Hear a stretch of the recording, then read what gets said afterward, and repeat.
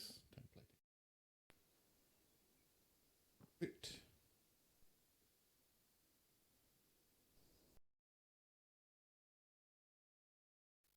Let's give it another minute for people to connect in.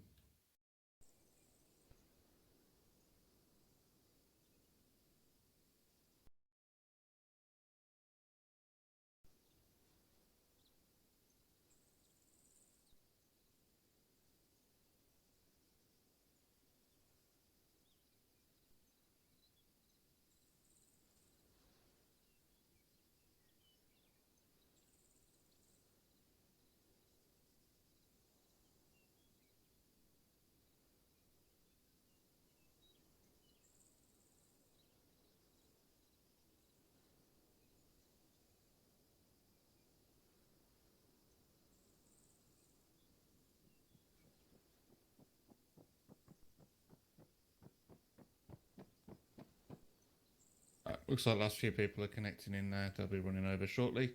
Welcome everyone. Thank you for attending this evening. I will not keep you. May as well just let you get straight off into your training, individual, squad or section training tonight. So go do what you got to do. Your NCOs should have something planned for you. If you are stuck, you have nothing to do, come and see me, and I'm sure we can find something for you. Other than that, I've got no announcements. Not for now anyway. Tara, anything to add? I don't think so, no.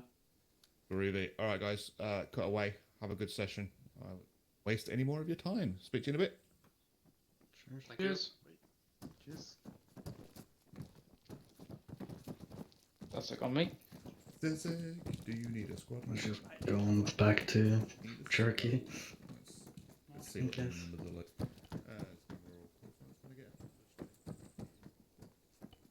Arrow 4. So it's all ancient people tonight. Arrow is Dustic is on 7 tonight. Blade 5, expecting 1 more. Can you join Arrow then, please, Zizek? Yeah, sure. They are down to 4 tonight. Thank you, mate. Give me just a second, guys.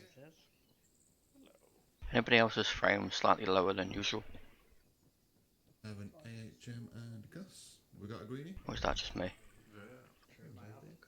Groovy. No, I have. It is Chuck that we're missing. Oh well. Let's start without him. You know where we're going? Mount range? Same old field.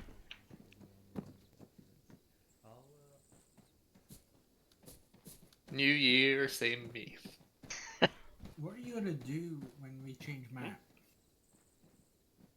Just What do you mean, imagine. you know, there are airplanes where you will just fly back here. Did you get me the MRZ or whatever it's called, Rex? Speedy boy. Ooh, that reminds me.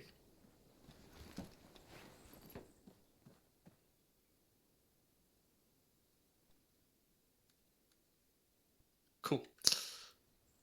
Where you get it? Just drive over. My dinner.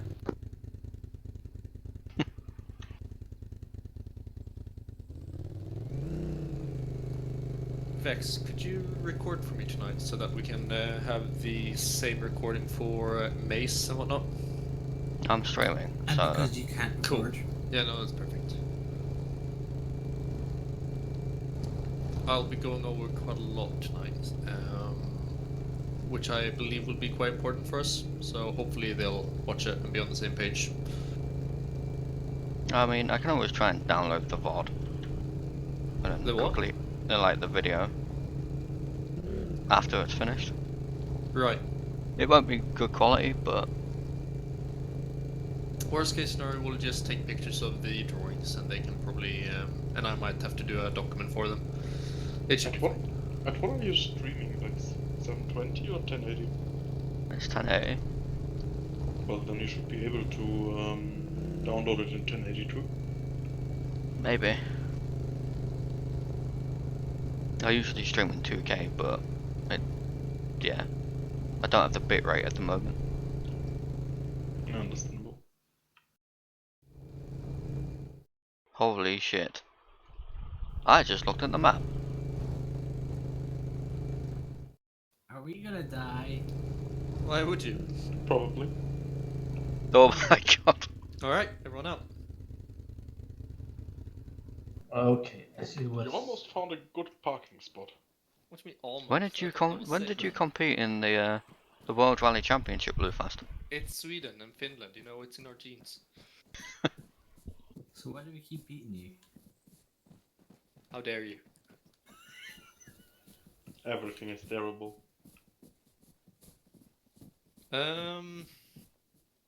Right. Where to start? Reaction to contact? No, we're not gonna start with there. Fire all We're just gonna start directions. even earlier from that. So, if you look at your map, please, I have scribbled all over it. And I want to start with the right-hand side of the map, top right. I have numbered from 1 to 9 the different roles that we have. Obviously 1 to 4 is today red team, and 5 to 9 is blue team. The only difference being that 7 used to be 1 IC and 2 being 2 IC. In preparations for some changes that has been requested from Gambler in terms of how we kind of the different ICs work with the squads and how the different sections are trained and whatnot. We are now kind of standardizing some things, and this is a part of that. So one thing that will change from now on is that the 1 IC myself will lead the in this case, if you go back to the red and blue team, it would be the red team. However, one thing that will become more fluent and something that me and Oryu will work more and more with is that we will try to be more flexible. There won't be one assault team and one support team like it has been before. Now it's just going to be 2 fire teams, and they are going to be very flexible. It might just be a case of that I say, all right, or you take these people and do this flanking maneuver, and I will have these people that we can kind of draw and mix from the different fire teams as we wish. So if you are in, for example, if you're the AUR for red team at the moment, you might be a case of that you will be far more in a supportive asset because because I might say 2 IC or you grab the 2 AUR, set up base of fire here, cover my movement, or vice versa, right? So it's going to be far more flexible, and I just want to kind of reiterate that. But on your right, you have the staggered column. This is going to be the standard kind of role distribution that we want to see. Obviously, again, we're going to be more flexible with our layout. But this is, if I say staggered column on the road, this is the formation that I expect, and this is the roles that I expect in the different positions. Any questions on that? Are you sure you made the 3 and 2 numbers? What do you mean? It goes Yes. 1, 3, 2, 4. Yes, Because you're not gonna have your squad lead at the front of the column. that's right. So it would be here, 1 is engineer. So 1 engineer, and then 3 that's grenadier. So grenadier and engineer will be in the front. 1 IC, he's going to be right behind those 2 to kind of be able to coordinate them and have more forward view. And then AUR is going to be ready to support him. And note as well that the AUR is on the left side, being able to provide good fire support or specified to the left, while number 9, which is also an AUR, is on the left, right, and can do the same on his side. He's also one that can put down lane fire southwards or behind us. Medic in the middle, like equally available to support both the forward element and the rear element. LAT, not much to say about that. 2 IC, I don't know, having good awareness in general, being able to kind of see what's happening in the rear can complement what the IC can't see in the front. Marksman, if we're getting contact from the front, then obviously the marksman is the most effective at further range, so we're having him in the rear. And he's also a good man to cooperate with the AUR. And the AUR I've already talked about in the rear. Any questions again on the staggered column? Could you just clarify which ones are red and blue? So from which number the blue starts? Right. So this is kind of the thing. While this might be the case now, we're gonna run with red team and blue team for a bit, but we might change this in the future. But I want you to give you the ID that there isn't red and blue anymore. It is just 2 fire teams. As it is now, blue team would be from 5 and down, and red team would be from 4 and up. But in the future, that might change. So if the mission requires it, then I might say, all right, 1, 3, and 2, we're the only one in the assaulting team or in my fire team, and everyone else will be in Oryu's team, or vice versa, right? So it's going to be far more flexible, and I don't want it to be stuck anymore in red and blue. It's So just going to be one fire team and another fire team, and So- they're going to differ. We're changing if- from a color to a number, basically. No, we're not. I haven't decided on that yet. That is a decision that we're gonna, or a change which we are gonna implement in the future. So for the coming, like the closest coming operations, we are gonna run with red and blue, but red and blue might look different depending on the mission, and so for example, in next mission, if I find it, if I find that it, how would you call it? It valid or it supports it, so to speak. That is the wrong word, but I'm gonna go with it. If it supports the decision, then I might just have engineer and grenadier in red team, right? If that supports our actions in the operation. So there aren't gonna be any more rigid red and blue. A good way of thinking about this is red and blue or Charlie Delta, they're just easy ways of us controlling half the squad or thereabouts when we need to give an order. Your roles will dictate where you are, and that might change mission to mission and even within the missions. It might just be, yeah, exactly. It might just be quickly. So for example, if we're in an urban environment and we take fire from across a T-junction or whatnot, we jump into cover with an adjacent building, and in that building we make the decision that, okay, I'm gonna remain with the 2 AURs while Oryu takes the rest of the squad on a flanking maneuver to eliminate the threat. Alright? So in that case, it would just be a case of you're with me, all the rest of you go with him. So we're not gonna be rigid in who runs with Lufas and who runs with Oryu. That will all change depending on the situation. Alright? Is that clear? Yeah, it's clear, but first things first is that's gonna bring chaos, like guaranteed. Second thing, isn't that what was happening anyway? It is kind of what is happening. No, you're absolutely right. The only, like, it's hopefully not going to cause more chaos than it should. As long as people listen up and are kind of aware that there aren't in a rigid fire team, that shouldn't be a problem. I'm sure it's going to be a bit of getting used to in the beginning. It is definitely going to be that for me and Oryu. But yeah, I think that we're going to get through that quite well. But yeah. Moving on to the wedge. I'm not quite sure if they're going to standardize the way we mentioned this, but obviously this is also called Arrowhead. If you were here on this Sunday's mission, then you know that I said Arrowhead then, and that's just because me and Ori have heard Arrowhead in the NCO training, but I'm pretty sure we can still use wedge if you guys are more comfortable with that. Again, engineer in the front, always like I used to. Note the difference though, that we're having the grenadier on the left and the 2 or the one I see on the right. We no longer have just a case of that red team goes on the right and blue team goes on the left.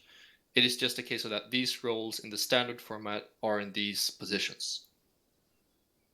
So if let's say the blue team starts from number 5, which is medic, then in the case of reaction to contact, while we are in the wedge formation, suddenly you have mixed teams because you have red team plus number 5 from the blue team on the right and the blue team on the left. Medic's kind of a special role where Medic will go wherever is safest within the formation, regardless of fire team, and they're going to be the most likely one to be hopping between fire teams anyway because of casualties. Yep. So again, I don't want you to see that, oh, blue team has one member on the right. We're now split up. In this case, Medic would be in the same fire team as these guys. Okay, so the other thing is that, let's say Medic, in the situation of contact, Medic runs to a safe place, which makes already 4-man strong versus 1, 2, 3, 4, 5, 6, well, 5-man strong side even more weaker. Or is it just me? So he wouldn't just run to cover or to hide. That's not what he's gonna do. He's gonna help win the firefight. That is genuinely what he should do. Like Medic isn't supposed to just run away. He's first and foremost he's a rifleman as everyone else. It's just a case of that as soon as we're ready to handle casualties, he's the one to do it. And if we're able to, we'll say, okay, you stick back and treat the wounded. We're going to continue forward. But if that's not mentioned, then he's again, first and foremost, a rifleman and will help win our firefight. So he shouldn't run for cover. The first, or obviously we want cover, but he shouldn't run to hide. That's definitely not what he should do.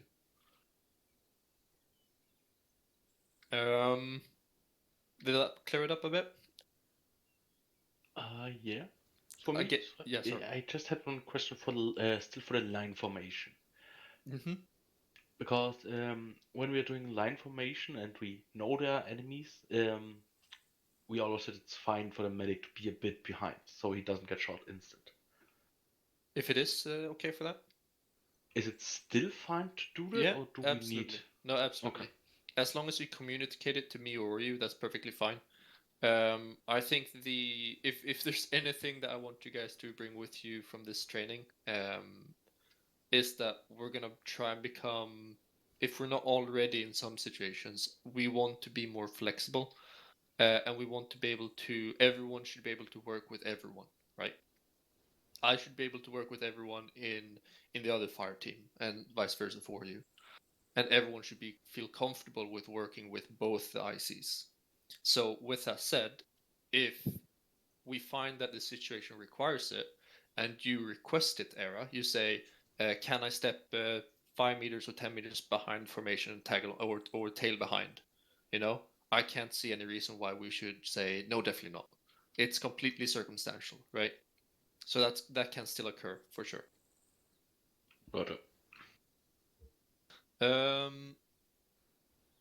But again, that definitely depends on what type of firepower we expect to need at the front. If we're expecting a large enemy encounter in the front, we might want you in the front so that you can help us provide some fire support. Because again, if we take a casualty, we don't want you to just tunnel vision on that casualty and run to him. Mm-hmm. We want everyone to point their gun at the enemy and kill them, and then we can kind of deal with the casualties that we have. All right. So let's say we have reaction to contact, which formation, and there is no injured people, just like a standard situation: contact front, red team fire support, blue team flank left. Does that mean the number 5, which in this case is medic, would have to the other side of the formation to the blue team to make a flanking maneuver? No, but medic isn't in blue team. So if this in this case, right? In this case, in this very case, we're just gonna make a scenario of this arrowhead or of this wedge, right? Okay. Yep. We're being shot at from the left. Yep. 3 to 9, currently blue team. No, sorry, 7 to 9, blue team. 3, 1, 2, 5, and 4. They're a red team at the moment. Oh, okay. Okay. That's all clear. Okay, that's 1 good. to 9 suppresses the hell out of it. We conduct something that's called R2R, which I hope we'll get the time to do today. We're gonna get slightly into reaction to contact with that if we have time. They suppress the hell out of it. This team make sure that they get the shot on the enemy. At some point, me or you will call out the formation. That formation is accomplished. And in this case, if I want, for example, red team to attack, I might say, or you create base of fire, suppress enemy, I'm flanking, blah blah blah. Medic, or in this case, Era, remain with blue. All right. So again, we're very fluent. Even though Era in this case was a part of red team, I might not want him in the flanking maneuver. I might want him to be ready to actually. I want him to be safe, you know. Or if it was the opposite side, that Era was blue, I might say, I'm taking red flanking right. Era, come with us. You see kind of what we're getting at, that we want to be more flexible. It could also be, or you create base of fire here with the 2 AURs, everyone else follow me. Yeah, that's kind of what The we've teams been are just doing, I fair. think, anyway. Yeah, but yeah, that number 5 like got me a bit mixed up. You told me since the team starts from number 5, I thought the medic is in the blue, so it kind of mixes up the teams. So Right. it's No, all but sorted. it's going to be confusing for a bit, and I'm definitely going to have to get used to it as well. So don't worry about this. This is going to be a learning period for us. And as you said, we are to some extent already doing this. I just want to really emphasize that this is the way we should be doing it now as standard procedure. And hopefully that should give you guys the expectation for it, and we can train with it in mind so that we don't train by just doing rigid shit. Cool. We are not gonna practice this right now. Obviously, we already know the formations, the 5 of us. We are, however, gonna start walking in a bit.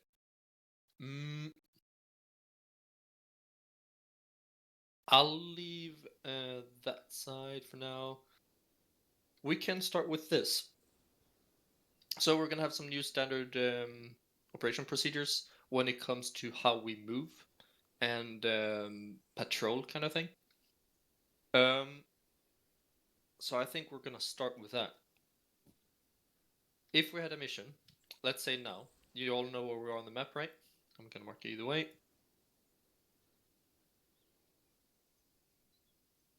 About this location, 039035.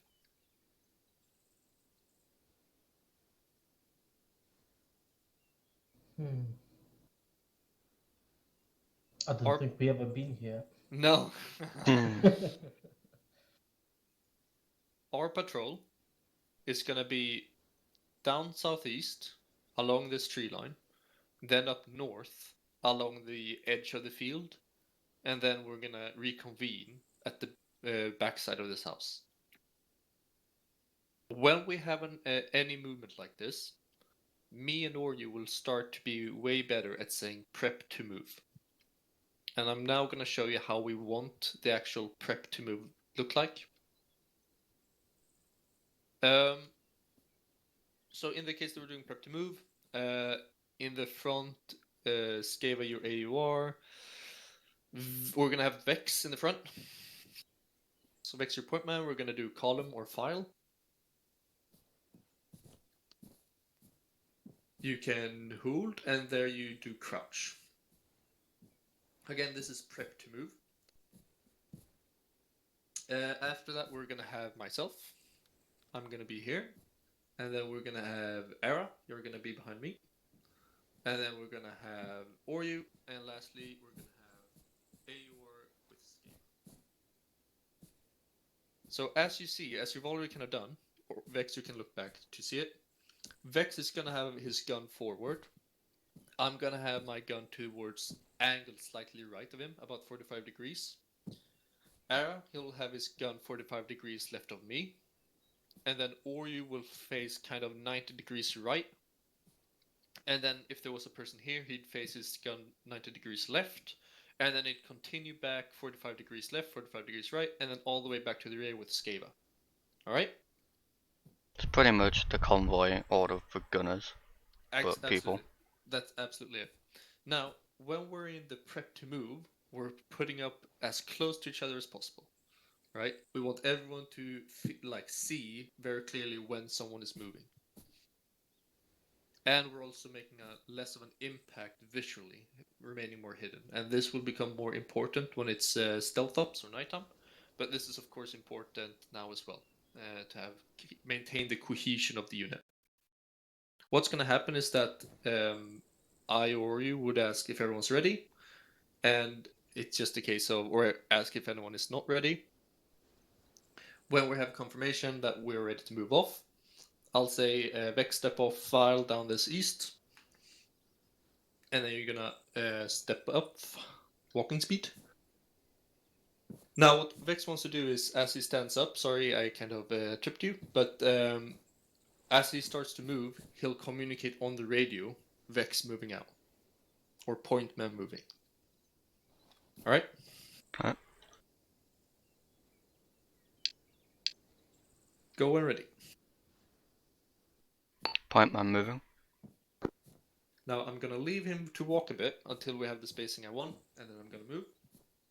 Blue for stepping up.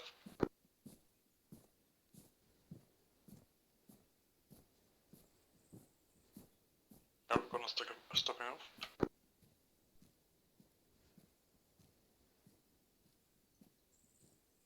Reset now.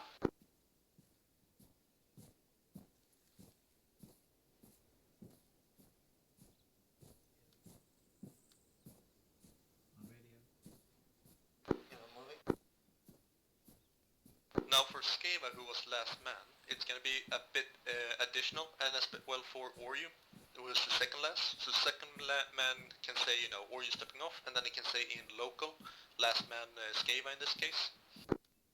But Skeva, who is the last man, he has to make sure that he mentions last man moving as well. So that way I know in the front that, okay, everyone is on the move, we haven't forgotten anyone. Would it then be fine to basically say last man stepping off, or does he need to say Skeva last man stepping off? So just like Vex could say point man moving, it's perfectly fine for Skeva to say last man on the move. Perfect, fine, good question. So now as we're moving, Vex, point man, his responsibility is obviously the front of the formation, scanning for any landmines or whatnot. Me, just like we were when we were sitting in prep to move, I'm currently scanning about 45 degrees right of Vex. And Skeva is, or Arrow is scanning 45 degrees left of me, or you will be scanning 90 degrees east, and Skeva will be scanning to our rear. And since we don't have a fifth member in between us and Skeva, Skeva will also have the added responsibility of checking a bit west. But hopefully Oryu will help him with that as well. Now, wouldn't it then be me helping out checking west when Oreo has the east? No, we would start at Oryu. You're checking the 45 degrees left. Obviously you can check a bit further left as well, just to compensate. But in general, it's gonna be the rear that is covering that area. If they can't do it effectively, they'll of course communicate that and request that, you know, Ara, could you help me cover this angle? And go up the line and say, no I can't, and then it would be a question how I want to face that issue, right?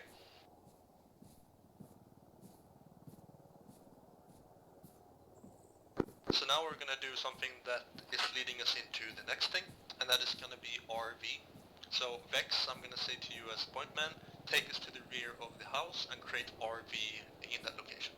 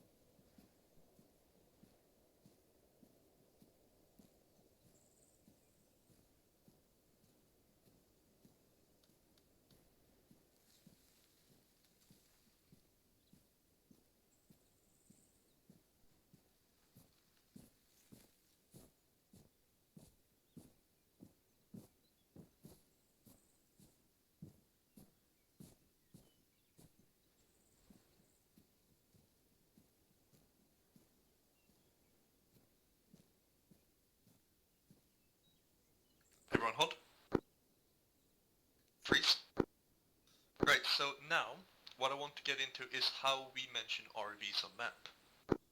So, I don't know, Skava and Ori, if you just step out to the north so that you can see what we're doing. I can't see around the corner. Still remain in file formation with good spacing. Skava, you see me all the way down there? Yeah, you can move up to see. Yep. Perfect. I'm going on gelling so I don't have to go on radio. So now, with RV marked right here, like Vex has moved us to, perfectly according to the map. However, when it said RV, this is important for the point men and the ones who will be leading the formation. But when mentioned RV, it is purely a kind of an area recommendation, right? It is a case of, in this area, I want this to be set up. It does not have to be precisely on the point which has been marked on map, but it's going to be the safest and the most tactical location that we can possibly find. In this case, that isn't just behind the building. That is somewhere in here, north-northeast, I would say personally, preferably around the rocks or something like that. So, Vex, if you just take us to the rocks right there about. Point man moving up. Now we don't, or Vex has to say now I'm moving up because he's point man, but the rest of us doesn't have to move until it's the last man. He'll mention last man moving.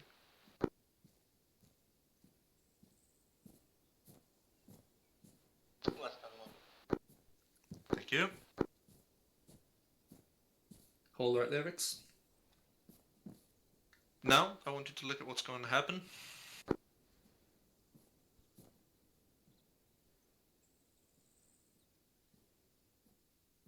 You're gonna go right there, Era. Cover left.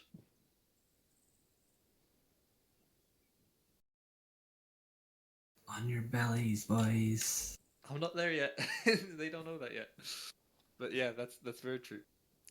We did this before in Night Ops. Mm-hmm. That But we this is that. So you sit here, Skava, and you look rear.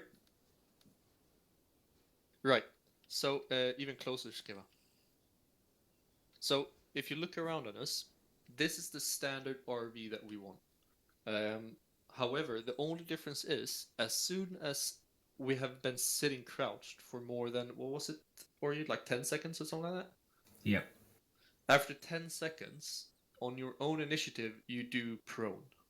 And on RV, we're always going to be here for more than 10 seconds. So just like you said, you go prone naturally.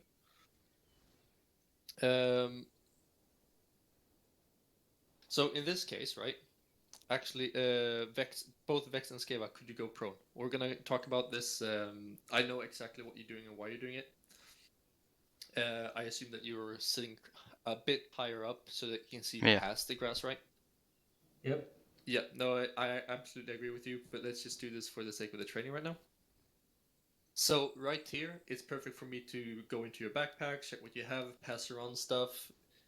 We're basically doing what RVs are supposed to be, a case of we are ensuring that everyone is fit for fight and that we don't have any limitations. This case, it's a good opportunity for you to ask, are there any limitations? Does anyone need to hydrate? ACE report? You know, we can kind of reorganize ourselves and make sure that we are perfectly fit for fight for what's about to come.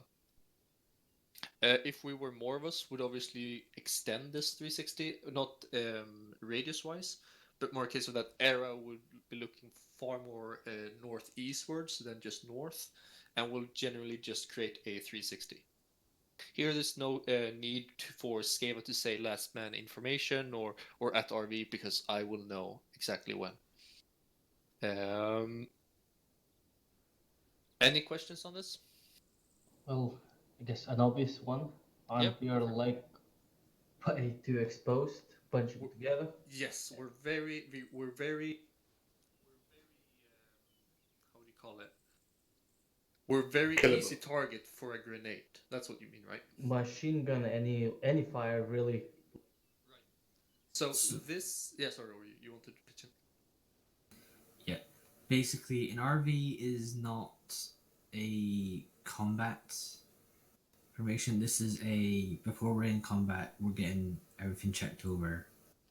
So we want to do this before we reach any enemies in a secluded area, or at least one that's going to be easy to hide in. If we need to do something like this when we're expecting contact, or contact's very possible, we'll do something a little different. That's absolutely right. So, just like what you said, we're not expecting to take contact at this right moment, and we don't expect to have been spotted. If that's the case, then we will do it differently. Then we'll do a far more spread out one. Then we'll do a 360, which we're going to get into in a bit. But so yeah, we're not really worried about taking grenades because we don't expect to have been spotted. And therefore, we want to make as little of a visual and audical, if that's a word, audical impact as possible. We want to remain hidden, and this is the best way we do that. Does that answer your question, Skeva? Yeah, kind of. Yeah. Yeah, sweet. Just for you, it would be audible, not Audible. audible. Thank you. Perfect. We're having less movement. We're having a closer kind of impact or footprint. Great. Just like Vex noted down in the chat as well, this is a great opportunity to redistribute ammo, as I mentioned before, and in his case, that might look like an HDP from the marksman, I believe, or if it's on the grenadier nowadays. On both. Both. Perfect. Cool. I'm gonna actually put in 2 pictures in our chat. Give me a second. Meanwhile, I'll just point out, Lufast, you made a mistake. Oh, go for it. For a... Oh, what's the word? So you know we had column and staggered column before? Yep. Well, the file is the staggered column and single file is column. Oh, alright. I didn't actually know that, but wouldn't you say staggered file and No. file? Okay, well then I'll definitely use column and staggered column. So, it comes from when like you're using much larger units in a file, so everybody be side by side walking down the road. Right. Okay, sweet. I'll make sure to try and not do that in the future, that mistake. Thank you. If you look at the Discord channel, obviously the people that are watching the recording won't be able to see, but hopefully you can see the Discord channel either way.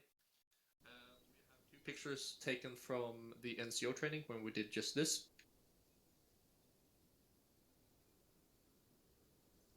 The first one is what we're going to go into in a bit, 360, and the second one is what we're doing now, the RV. The 360 is a 360-degree defense, and we are expecting some form of threat, or we are defending against some form of threat. Going back to what Skeva said, we're making less of we're having a larger formation at a greater, because we want a greater ability to defend ourselves. But in the RV, we're having a closer formation to make as less of an impact as possible, remaining a 360 defense. Right? You see the difference in those two? Is there anyone that is not watching the 2 pictures I uploaded on Blade Training Archive?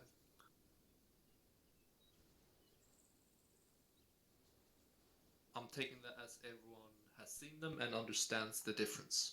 Mm-hmm.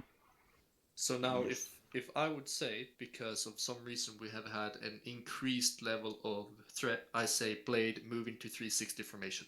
How would that look, guys? We'll just move forward.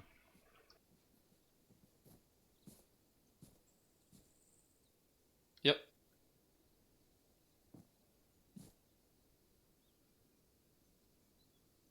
Sweet. I assume you all hear me. Perfect. We use what concealment and cover we have, remaining in as low of a stance as possible. Vex, I'd even recommend going like that. If you can't see Vex, then you can stand up and look at him. The difference Best was stance. previously he was actually everyone form up on Vex. Previously he was sitting like this. In combat, absolutely amazing spot to be at. You can work with this cover, go from left to right during combat. But during this period, if we're not in active combat and we want to remain concealed, then it might be better to, I'm gonna cross you now, to be prone here, or as Vex is currently somewhere lower stance at the back. He still wants a bit of awareness to the northeast, obviously, as he wants to cover all of his sectors. But again, having as low stance as possible. Live fast. Yes. Can you crouch behind the rocks so you're looking out still? Like that? Yeah. So, I don't know if our current AI has this, but silhouette. Vex is not silhouetted. Lufast would be if he was looking out. Because Vex has a nice bit of rock behind his head. And he would have grass as well, if it wasn't just in this situation, definitely. Yeah, go for it, Aaron. Question from changing to the close to the bigger one. Would it be better to go further prone or like go in lower stance? I think So, it kind of depends if we're wanting to stay hidden or we want to get eyes out for our security. Will depend how we do it. I can say what I'd want it to be. The problem is that we're not going to have a communication for it. This is going to be based on each member's initiative and their own kind of thought process. If we're in night operations and want stealth, or in any situation where we're not detected yet and we just want to remain as hidden as possible, then I'd want people to think that, okay, I want to remain stealthy, I don't want to be spotted, I'm going to move up in as low of a stance as possible, which would be the crawl. However, if we're having a high threat level and we quickly need to disperse and get fit for fight in every direction, then I'd kind of prefer them to be encrouched and moving forward. You see kind of the difference? Like, if we know that we're probably going to be spotted either way, we just want to be able to fight them as soon as possible and not be taken off guard. So yeah, it does depend. So I kind of wanted to leave it up to you guys, but I'd obviously motivate the thought process behind it. If you're unsure, then take the safer option and crawl that direction. Roger. Cool. The distance was good as well, guys. This was about where we stood. Vex was there. Arrow was over there. Skeva was over there. And Oryu was over by that tree over there. So it's about 10 meters, I say. Between the thumb and the pinky, as we say. Do you say that in the UK? Oh, damn, you don't say that. Either way. We don't use meters. The size of your hours, mate. Wait, you use meters in the UK, don't you? Either way, it was pretty good spacing. And as we know, That's what she spacing is said. situational. Oh, damn. Sorry. Just having a bit of a sip. Aaron didn't get the joke. Now, we're having quite a good time for us.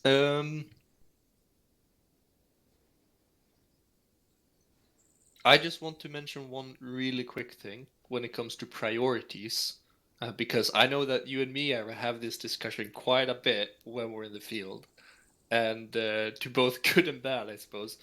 But to kind of clarify the priorities in the group.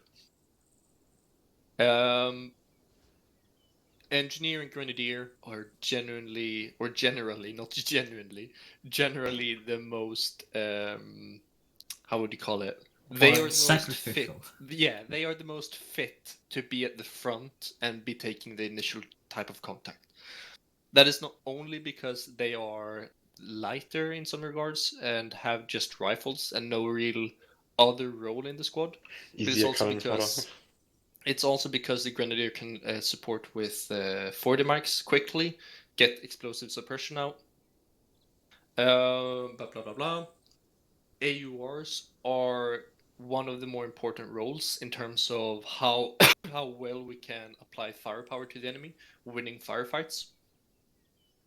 ICs are obviously important for cohesion and for communication inter-squad. However, the most important squad member that we have is the medic. And that is just the case because the medic is the most equipped to ensure that we actually keep casualties alive when we're able to treat them. Yep. No, the fast. No, yeah. The most important person in the squad is No. I'll tell you why. I'll tell you exactly why. I'm joking. That's fine. We have one medic. We have 2 ICs. If one IC dies, then there is another one to take his place and continue that communication. If that IC dies, then we have competent people in our squad that can carry that responsibility. So basically Vex. It's basically Vex, it could be you, Era, it could be Skeva. Anyone, as we talked about before, can take the initiative to take the 148 and communicate. We want the closest person to just grab it, be ready to communicate. If he isn't able or having this experience to do so, give it to someone that does, and they can communicate it. The important thing is that someone has it and someone does it. Actually, question for that. If, let's say, you died and Oyo just got knocked out, Yep. and we are not able to reach your body, is it still okay to get Oyo's one? Yeah, of course, Yes. of course, definitely. He's unable to. He's for whatever like the situation kind of looks at it. Oyu's dead. You don't have an IC that is acting as in command at the moment. So someone has to step up. You can't listen to orders from a unconscious IC. So someone has to step up and become someone that leads the group, right? So yes, just grab what equipment you want from him and communicate. Grab his C-tab, grab his 148, communicate. Once he's back to consciousness, you give that back, obviously. And you tell him that you took it. And what was spoken on radio. This other thing, you argue that the Grenadier is good up front because he's good at building firepower and throwing explosives fast at the enemy. Well, at least from my experience, that's not really the case. As with under-barrel grenades, it kind of builds up. You need to measure in the distance. Usually the first round is not on the spot. And while you're aiming or trying to zero on the enemy, that means you're not firing your 5.56, which is no firepower. So I wouldn't say it's fast building up. Right. No, building up. So- yes. Wait. So I absolutely agree with you that the 40 mic isn't the first thing that he should go to. It is the 5.6 that he should go to. However, he has the capability to apply an extra set of suppression, right? And he is more maneuverable with his 5.56 than an AUR with their LMG. Now, there is also another part, and that is that the Grenadier does not have, how would you call, a second use, but just that. And that is also why, as Ori put it, he is more sacrificial. It's also a case of if we need people to be ahead of the squad, they need to be lighter, and the Grenadier is one of those lighter personnel in the squad for scouting. Whereas if we send you running around everywhere, you're going to be exhausted pretty quickly. There will be times where an AUR at the front will be applicable as well. Again, going back to that, we're not in a rigid kind of structure. If we find that we're going to run for a prolonged period and we know that we're going to run out of stamina, I'm probably going to pick the heaviest people to be at the front so that we can keep their pace. Right? Also, when we don't really have any room to maneuver, so in streets, that's why we have an AUR at the back always, and sometimes we might have an AUR at front. Yep. Any questions on this? The RV, where we placed it. Let's start there. Any questions on how we place RVs, how to look at an RV marker on the map, everyone understands that it isn't like just there. It is a kind of area of, I'd say, at least like 100 meters. The best possible position to RV, the point man dictates, and can obviously cooperate with IC to say, okay, this is a good spot. You know, communicate between each other. Everyone understands that part? Yep. Nice. Everyone understands how we went into it. We go in. Initially, we crouch, but after 10 seconds, we're going to have to go into prone. So when we're going to RV, it might as well be good to just go prone either way.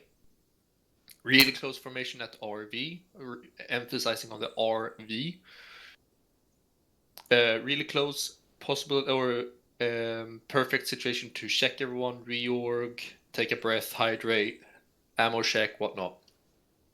No questions on that. Good. 360 and RV, however, it is extended further from each other, being more fit for fight in a more threat level area. And that's about what we spoke about, isn't it? Any questions? Nice. Now let's set up in that RV again, and we're gonna practice moving off of it. So, RV on Mevex.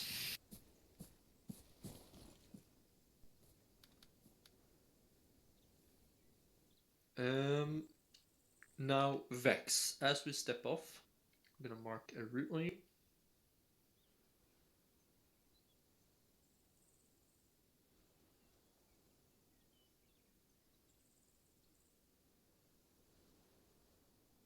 I want you to take us to that area. You see on map, marked on map. Yep. So this is gonna be a case so that we are moving in a direction of. We are moving. 1 second. Let's do this properly. Or Vex, sorry, you're gonna take us out. Next RV is in direction of 036.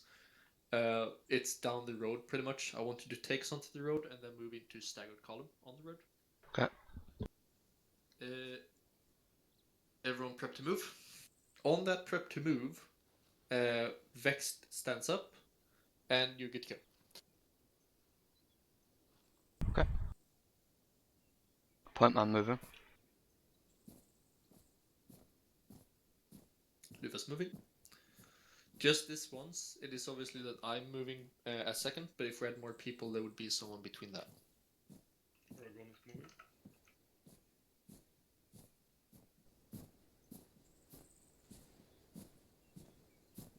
Are you in?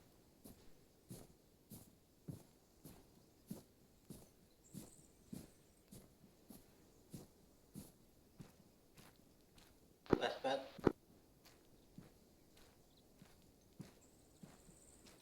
If you're moving out of RV, only the last minute to call it over the radio. Yep, same as before as well with the moving out, like when we're starting a patrol or a movement, that we're just set that close and we just start folding out into the formation. It's also that the last man and the first man are calling out on the radio. Rest can say it in local if they want, as long as they mention that they're moving. I'm fine. So it would be completely fine just say moving out instead of Aragon is moving out. Yes, as long as you indicate that you're moving, I'm perfectly satisfied with it. Roger.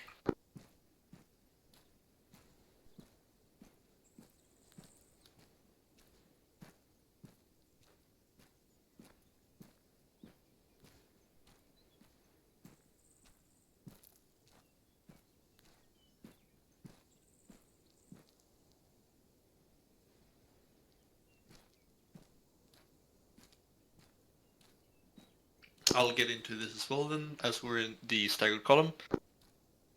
Currently, me, Vex, focused forward. We're both point men. Arrowhead has the responsibility of, well, usually he'd have left, obviously, and if there was someone behind him to the right, then he'd have right. And then the last two people at the rear, or you and Scav in this case, they have security rearwards and to the side rear, so to speak. Does this make sense?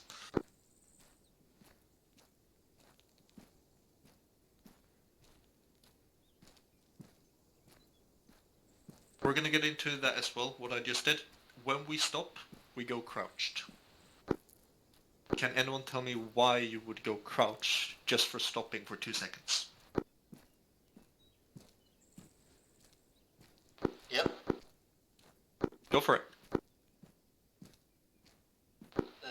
Lower the silhouette, make a smaller target. Absolutely correct. Anything else that we can add? We're moving into 5 or column. Get out it.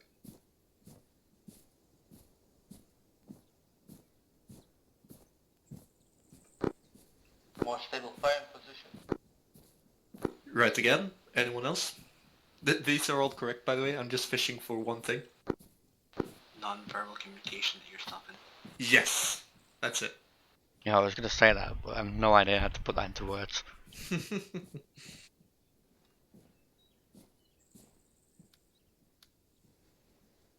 So in this case, Vex, you'd say creating RV or forming RV. Okay. Or holding at RV, kind of, so that I know that, okay, we're stopping here. Okay. And again, Era, we're doing RV, so you're to my left. We're creating a close 360.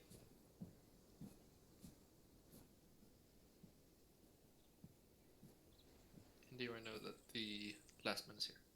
Sweet. Here we could check. Blah, blah, blah. How did that feel? Any questions on the holding as we're stopping? Just like Skeva said, way more effective in opening fire on target. We're having a lower silhouette. We're more difficult to hit and more difficult to spot. And just like Oryu said, one of the more important things I'd almost say in terms of how we're moving information is that it sends a message to the people behind you that I'm holding for some reason. I might want to create spacing between me and the frontman. We might have gotten too close. And that way the people behind can see, okay, he's holding, I need to hold as well. And it will become kind of a wave format going down that people need to crouch to maintain their spacing. But wouldn't that depend on the speed we are moving? If we are like moving in a slow jog, we could just go into walk instead of crouching. Yes, that is true. No, absolutely. We're gonna try and move in, but this is when we're walking. When you're jogging, you can obviously just slow down. That is correct. This will be more useful when we're turning the formation, either staggered column or in a wedge. One side's going to have to move fast, one side's possibly going to have to stop. Yep. But so the core message of that is that if you're stopping, then you're doing crouch. If you can just slow down, you slow down. When you stop, you crouch. Crouch. Absolutely. Crouch, not crotch. Did I say crouch? I said crouch. And you copied. No, I didn't say. Oh my God. You said yes, absolutely. Well, that's fine, crouch then. Now, I'm thinking we're going to some RTR. This has been going quite quickly. We'll get more into this. We'll get into some RTR and we'll get into grit in a second. I'm moving us in the right direction. I'm telling you, this area of the map, it's the best for us, guys. All right, so we're back in RV. Vex, I want you to take us out in a heading of 343. I'm gonna mark on map.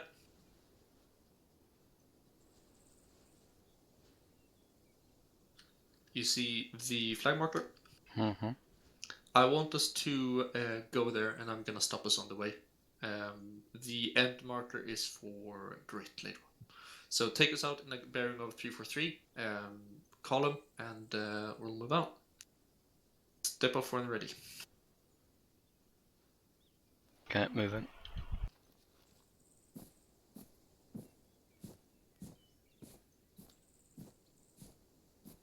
Moving.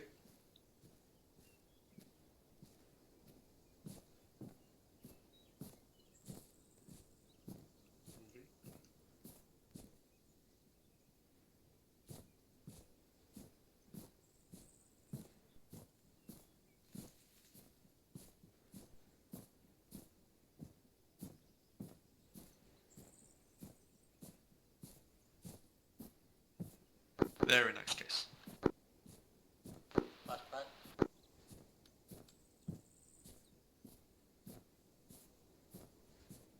Last man what?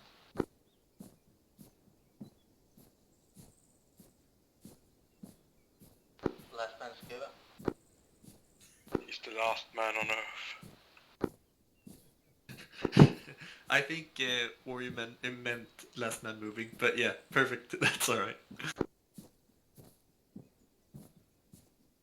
If someone cuts off like that, just check in with them, because they might have been shot. Never, our last mans are invulnerable. Right, hold here, everyone on me. No formation or anything, just huddle up so that we can talk. Take a knee. Never. You guys surround me quite frequently. I don't. I feel like it's a bit threatening. I just wanted to be It's a summoning class ritual. format if I can speak to everyone. Right. Right, Cool. back up. So RTR is what we're gonna go through now. This is a component of reaction to contact, but this is the initial part which I think you're gonna find is gonna be quite different from what we usually do. At least the second part of it. So does anyone know what RTR stands for? A reaction to something. Nah, not really. It is a part of reaction to contact, as I mentioned. What it stands for is return. Now to see if I can remember the exact word, but it's like something in case of return inaccurate fire, take cover, and return accurate fire. Somewhere along those lines. It is basically, as I said, a part of RTR or RTC.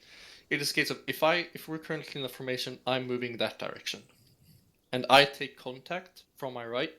My immediate response, if everyone pays attention, my immediate response is to switch off or switch on, face the direction, the general direction where I took contact from. I'm gonna fire a couple of shots, move into cover, which is just a few meters forward or to the side, and then I'm gonna here return accurate fire. This is my firing position.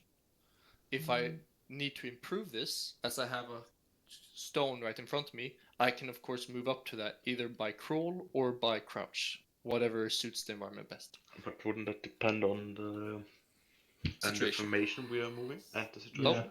Or I've done something wrong. Yes. Yeah. You didn't get on your belly.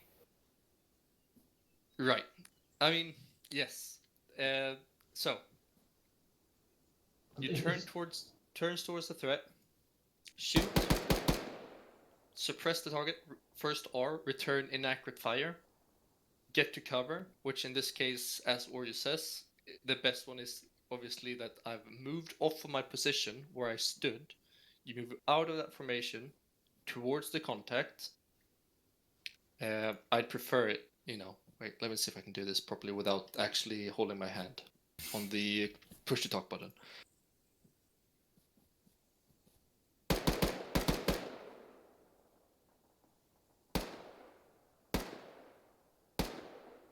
All right, hopefully that visualized a bit better. I might just be shit, but the general sense, inaccurate fire, maximum suppression for a few seconds, move forward, get to a safe location or a safe location, get to a low stance as low as you can. In this case, as already mentioned, it's good to be prone. Here, I can start working more closely on putting effective fire, and if I want to, I can move up to this hard cover and use that as well. This is where kind of, if you remember the 3x3 box, if I'm close enough to that rock within 3 meters, I'm free to move up to that. I wouldn't, if I was taking contact from that direction, I would not move up to that big rock because that is far too far for me to move. My gun would not be acting for too long, right? It's a bit more simple than that, I think. It's not about what exactly you do. Though, yeah, that's a good like a training method. But the most important step here is just the second step that we explained. Is basically the most important thing is get the fucking cover or do just do anything to fucking survive. That could include getting to cover, sprinting to some cover, out of open field, or going prone, rolling, etc., etc. So that's the most important. If you can, if you like, if the bullets are not going exactly at you, before you go do that, you like return some inaccurate fire. But pretty much, if you see the bullets like hitting a wall right next to you or like in front of you, you shouldn't even bother shooting back. Just survive, get to cover, let the rest of the squad take care of the threat, get to cover, survive, figure out what next to do. And I think this is more like simple this way. I understand what you mean. However, it is important to get at least an initial form of suppressive effect on the enemy. But that's If you- a question from my side. What if it's ineffective or not ineffective? Dangerous to friendly to shoot inaccurate. Then you don't shoot. Shoot. That's a good point. Again, you don't shoot if you endanger others. However, as a general rule of thumb, when you take contact, you quickly turn towards contact, fire 3 shots or something around that, whatever you can spare, just a real initial short shock on the enemy to make them less effective while your team is moving into cover. You move out of the location you just were in, quickly get to a lower stance and cover, and here I can start working with my team to apply effective fire on the enemy. Okay? There's 3 steps of that. I mean, I understand the 3 steps, but I don't really see how you can do it in an like in an ambush situation or like in a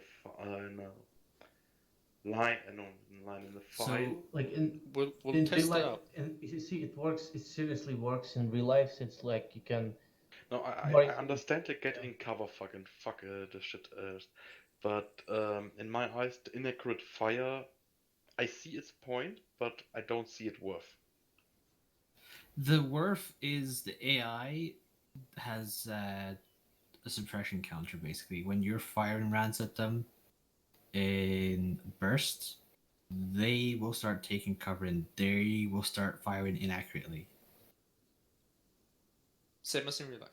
If you're about to get killed by bullets, you often take cover. Yes, it works.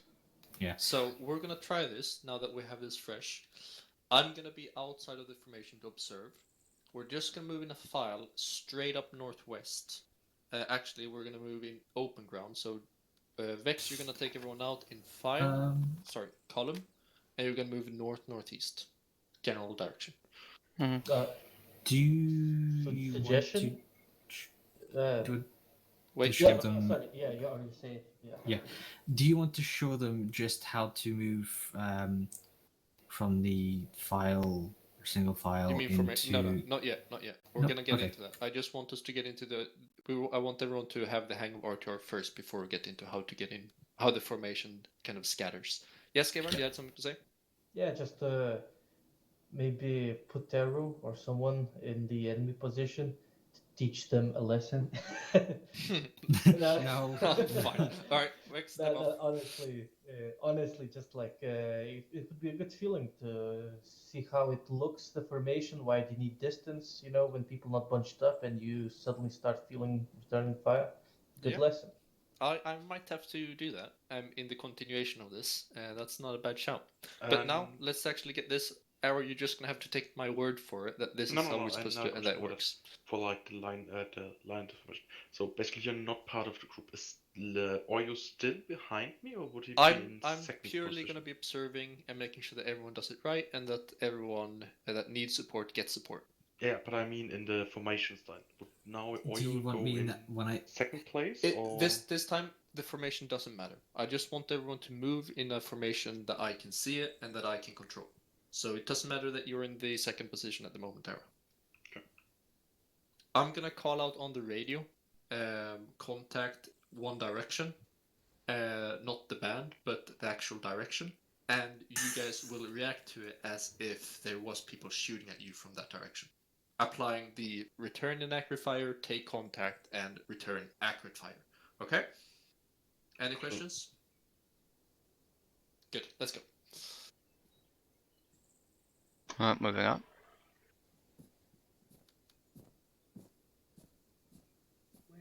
Moving. Sorry, Skava. Yeah, that's my bad. But it's just for sure. But you are right.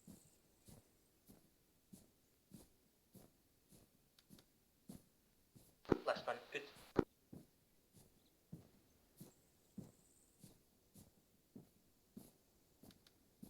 Vex, if you notice that we're gonna run out of open space, just move us in the next open space area, so that we continue to have as much open space as we can.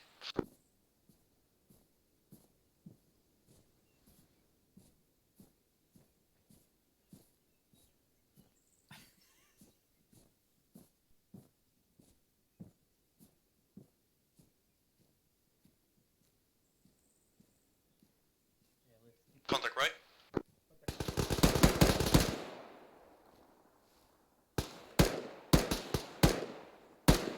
Everyone freeze, hold. Really good initial opening of fire, which is in other words, the return inaccurate fire. That was really good. The one thing I want everyone to improve on now is that you move away from the position you are. Don't just turn, shoot, and lay down. Turn, shoot, move forward 2-3 meters, and then lay down. Right? We want to move away from the initial point where we took accurate fire onto us. Right? Question to that, do we need to move forward or is the direction optional? I want to say forward. Move towards the enemy. We want to be aggressive. If there is a cover beside you, take that cover. But don't move out of cover to engage the enemy. But if you don't have any other reason to go in any other direction, you move forward. Any further questions on this? That was good, guys. Alright, let's continue moving with Rex. Lead, moving out. Moving. Body mood. Last man moving up.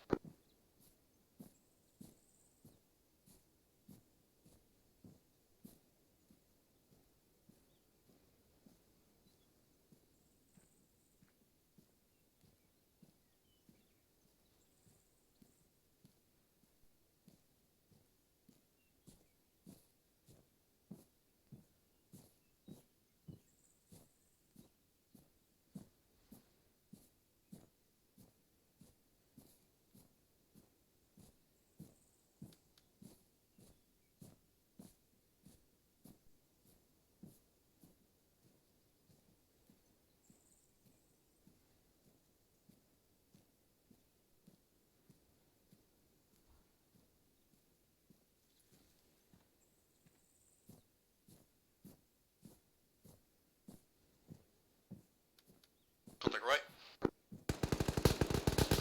Contact right, contact right.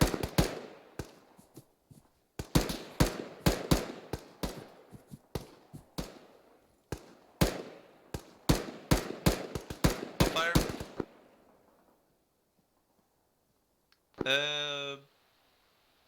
I saw a bit more movement, which was really good. Vex, I'm not sure what happened there. You just ran around. You see, I pressed buttons, my weapon wouldn't come out. Your what? Weapon wouldn't come out. Oh, alright. Well, if you can, I think it's better if you just lay down and that happens. If you run around crouch, it's gonna be a bit more, because obviously...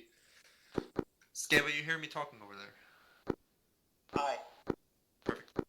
If you're the only one who's crouched, even though you're fixing technical issue or whatnot, you're gonna become more of a target. It's better if you just lay down, again, fire initial burst, move forward a bit, lay down. If you don't have your gun out, then you have to fix that while you're in the ground. Sorry to point you out, but it just was the case now. Are you alright with that? I'm just gonna avoid buying something, but yeah. Yeah, right. Meanwhile, everyone, we're moving up northeast. Arrow, you know appointment. May I point something out? Yeah, go for it. We're gonna move while you do that. Moving up. Last one moving out. Something very important is to echo the commands, echo the information, communicate all the time, double shout everything you hear. Absolutely. Love to hear it.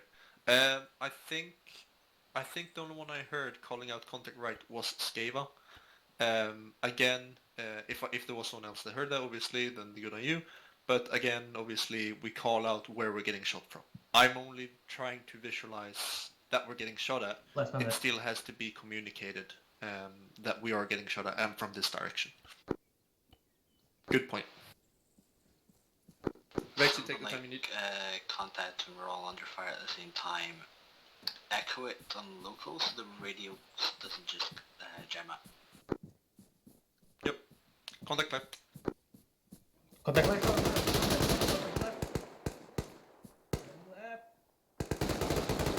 No, don't run. Hold fire. You're not running now, Skava. So in this case, just like you did, initial burst of fire, step out, take a knee, lay down.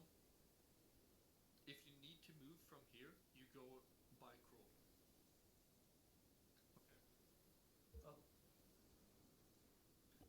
Again, good burst of fire. I want people to move more. We're very much remaining within 1 meter of where we began. So actually attempt or like put extra emphasis on that I need to move 3 meters away from my original position. You need to remember to come off walking when you're moving.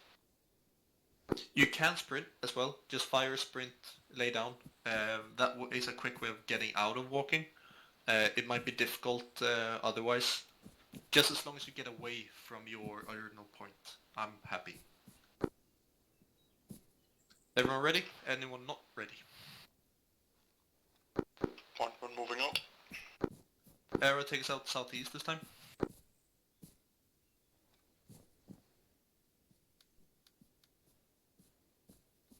Moving up.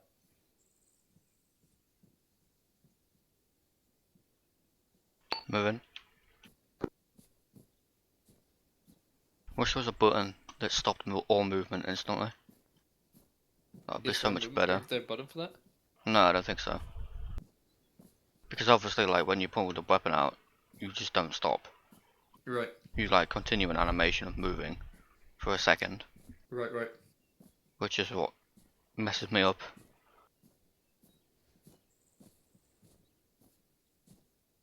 Contact left.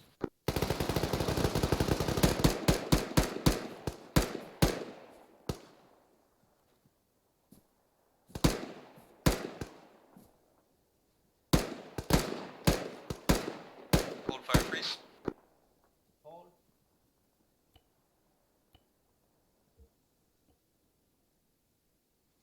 Very nice case.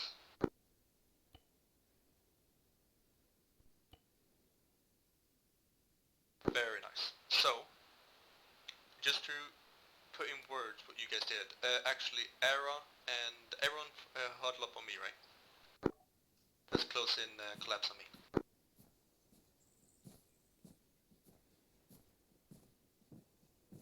Let's go here. So, very beautiful. So, we took contact left, up the hill. We're currently behind a kind of mound or a kind of slight elevation. We are in the defilade, so to speak. People turn, initial opening of fire, return of inaccurate fire. Very nice. I think you guys have that one down. Still, some people did really well on the, move a bit forward and take cover, getting away from the position. Some continue to just lay down almost where they stood, which I want to work on. But what was really nice was the initiative taken from you guys, because as you're now laying down here, you all realize that I'm ineffective in this position. I saw that across the entire line, that you were laying down in an elevation and you couldn't see the imaginary contact. Sorry, the imaginary contact, right? So what you all did was move to a favorable position where you could return accurate fire. And that's absolutely what we want. That's going back to what we talked about with the initiative and the moving to positions where you're actually effective. If you're not effective in your point, you have to move. You can't just pretend to be firing at the enemy. You have to actually move into a position where you can be supporting your team. I saw that cross the line, and that is beautiful to see.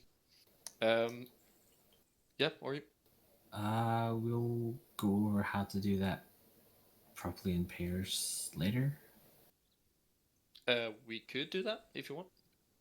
I don't think we're gonna have time today. Let's see, what time is it? 20 past. I'm hoping that we're gonna get to the grit, and the last thing that we're gonna do now is the how we disperse. The same thing, but in a linear fashion or a file fashion. So now we're actually gonna do this stationary to visualize it better. Vex, I want you here, please, and I want you facing northeast. I want someone behind him, and I want someone behind him, and I want someone behind him.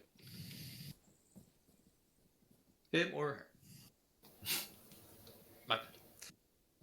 Old habits die hard. So, what's gonna happen now? Let me ask the floor, actually. There's contact front. What is Vex gonna do if we start here? Engaging. So, returning anchored fire and... Yeah, so Vex is gonna do RTR, just like we spoke of. And this is where it comes down to. This is where moving straight forward is important. He's gonna do RTR, but he's gonna have extra emphasis on putting out a lot of lead. Really shooting a lot, maximum suppressions, initial fire burst, putting as much suppressive effect as he can, because he has to compensate that no one in the squad can do that initially as, for him, so to speak.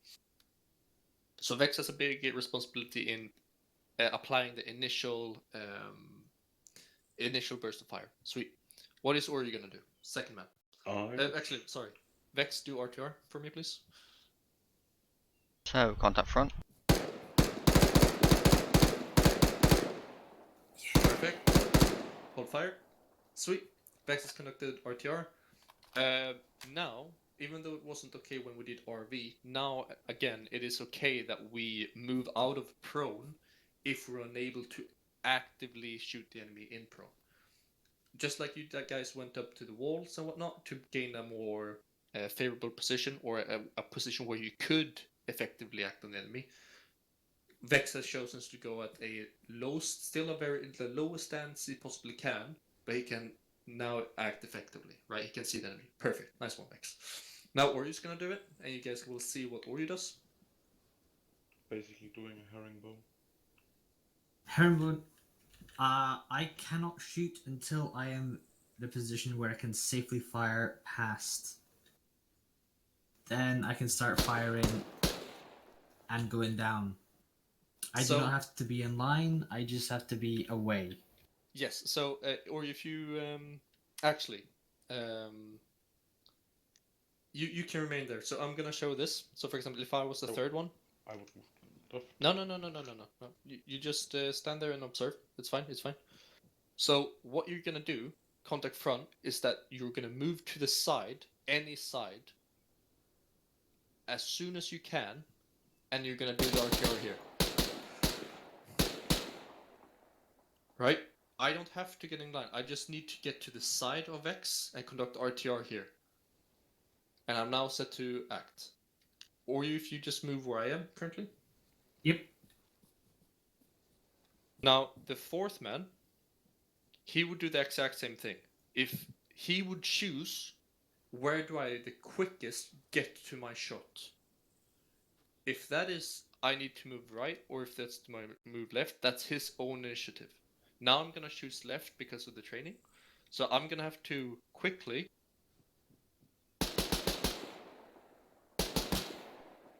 right? Now Era, if you stand where I am. Now this is where it's gonna get interesting. Because if this person feels that I can get a shot just by standing right here. I can get a shot between Oryu and Era safely, is the key word here. I can do that without putting Oryu or Era in danger. Then he can simply stand here and do his RTR. There's no set formation which we are moving into. Even though this is starting to look like a wedge or arrowhead, because we're naturally folding out of the formation to get the shot on the enemy, it doesn't have to be an arrowhead or a wedge. It's just a case of you move into a position where you get the shot on the enemy. And again, this is why it's important that you don't move to the sides when you're doing the RTR. Obviously, if you're behind someone, you don't make this decision before you see that they are stationary, that they've picked their spot. Because if they're on the move, I can't sit here and shoot past Oryu if Oryu's gonna move further left. But couldn't you basically, if the guy before you is moving left, you could just go right? Of course you could. Yeah. But if you're the last in the formation, then you still need to acknowledge that, you know, people in front of me will have to be stationary before I can shoot. Yeah, that's with the last man, but in normal line, it's just if Yes, one goes yes, left, yes. you So could if go you're just right. moving in a column or a file, or a single file, cough, cough. As I said, you take the initiative. Do I want to go left or right? But you just pick one, because everyone will preferably move simultaneously and move into their shot. You see? An easy way of doing it is if second man is checking the right, third man's checking left, and so on, you move in that direction when it comes to contact. So let's say it like this. Let's get back in the column behind Vex. We don't need to shoot just now. I just want to visualize it. Or Vex takes contact. He's going to move forward a few meters. Takes his position. Or he's going to move all the way out here. Because he just decided that he just moved quite far. Sorry, or you, goddammit. I absolutely am sorry. Like, you know I don't mean it. Ara, as you move the same instance, you might have decided, alright, I'm moving here as well. Now, you have to identify that there's an opening, so you might be positioned here. So you do that. That's where he conducts his RTR. And now Skeva has the decision, do I want to run all the way right? Actually, Skeva, where would you position if you had to move right in this situation? Where would you stop? Where would you feel comfortable with engaging the enemy? On the front, right? Contact if direct northeast. Okay, moving somewhere here. Yeah. So as you see now, sorry, Oryu. As you see now, we're not in a perfect formation whatsoever. But that is perfectly fine and acceptable. Because now we have gotten more bullets on the enemy in a quicker fashion than if Arrow would have moved further southeast, and then Skeva would have had to run even further southeast. It's just a case of everyone gets the shot the earliest they can. One thing, if you are at the rear, it's going to take you too long to get into space to open fire. You just get down. You don't risk shooting friendlies. Get down, and you can move later. That good? Yep. And the other thing, Mm-hmm. if it's possible, if we have two fire teams, then obviously try not to mix them up if possible. And Nope, then don't think about that. Don't worry about that. But Don't worry about that. It is important because we're thinking about the next step of winning the firefight. Yes, but that is gonna come into in next step, it would be a case of that. All right, form line. All right, wait. Let's all stand as we did. Let's all just form up as we did, and I like really messed up formation. Right. Yeah. Right. So now, if it's called, Form line facing northeast. Now, it's just a case of that you get into the line as quick as you can. You don't have to worry about the formation. So you just move to the right of Oryu. Arrow will move to the left of Oryu and to the right of X. Wouldn't do I that? move in this position to the left of Vex? No, you don't have to. Obviously you could, but in my mind, you're closer to the right of X than the left of X, and you just want to get in the line at the moment. Wouldn't we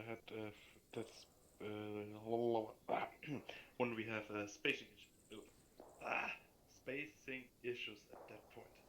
We would, but for the moment, just get into the line.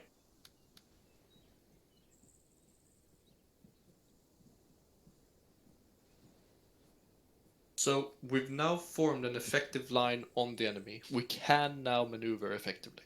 Right, so As Skeva mentioned, we might be mixed up in the fire teams and the kind of squad members, but that is fine until we have been able to figure that out. Now we are more maneuverable. Now we can say, all right, red members peel left, form line left of blue. We can make further movements if we want. We can organize ourselves in multiple ways. It is just a case of now we have made a more, how would you call it, more effective formation. If we need to, we'll just say... Everyone left of... Yeah, is... if I was in this position, I might say Era Vex, peel left, follow me, we're flanking, blah blah blah, or Era Vex collapse on me, blah blah blah. Like, there could be many ways that we could organize ourselves. This is perfectly fine. Does that make sense to everyone? That we just want to get into the formation that we are, because we are in reaction to contact at the moment. We're going into that land to some degree. And it's just a case of surviving and making yourself more effective and winning this firefight. That is everything we care for at the moment. We don't need to be in the set formation. I mean, I personally see what you want to tell us with it, but in my opinion, it feels very ineffective and chaotic. Why does it feel ineffective? Like, now we have the perfect situation for it. Big open field, but like in Ural or like in the journals and such, it feels very ineffective to do something like that. In urban, it would be different. Don't worry about urban for now. But again, the effective part of this is that we're getting more rifles on the enemy quicker. That is everything that matters at the moment. The only thing that is ineffective is that we're disorganized within our team, as in some of the red might be with blue, etc. But that is something that we should be able to overcome. That is something everyone should be able to work with everyone. And as long as me and Oryu communicates this well, and that is on to us to be able to shoulder that responsibility, as long as the two of us can do that, there shouldn't be a problem with us doing it this way and being more effective. This has a higher roof over us of how effective we can be. We're no longer limited by that era in this case. Notice that, okay, blue, we have to form up on the left, but I RTR'd on the right. Shit, I have to run all that way. And during that running period, he notices that my gun isn't firing, and we might just have two guns firing, while we could have everyone firing within a couple of seconds instead. That is what we want. Does that make sense to everyone? Yep. Cool. Does that not make sense to everyone? Perfect. Alright, we're gonna try that once. Let's do column formation, just going southwest. Scaver, you're gonna be in the front. Copy, moving up. Column on me. Where are you moving? Yeah, moving up.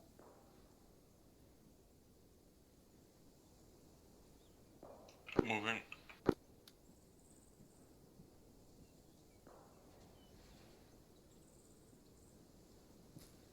Last man moving.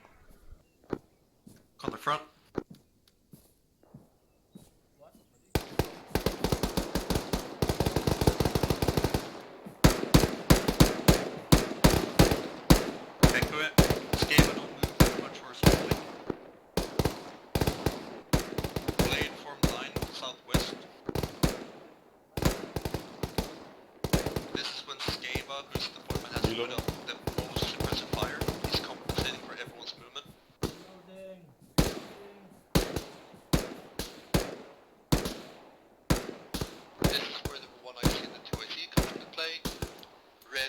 Back. information, we will set information, blah blah blah.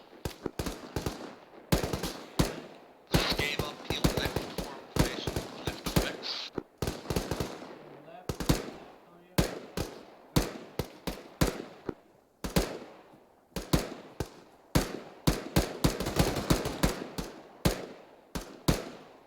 Arrow, your blue team, or your blue team bound forward, red team provide cover fire.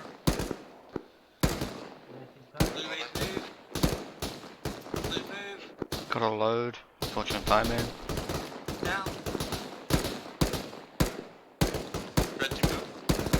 Red moving.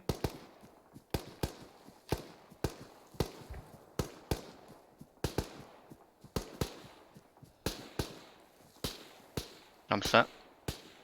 Hold fire ends. Hold. Collapse on Oryu.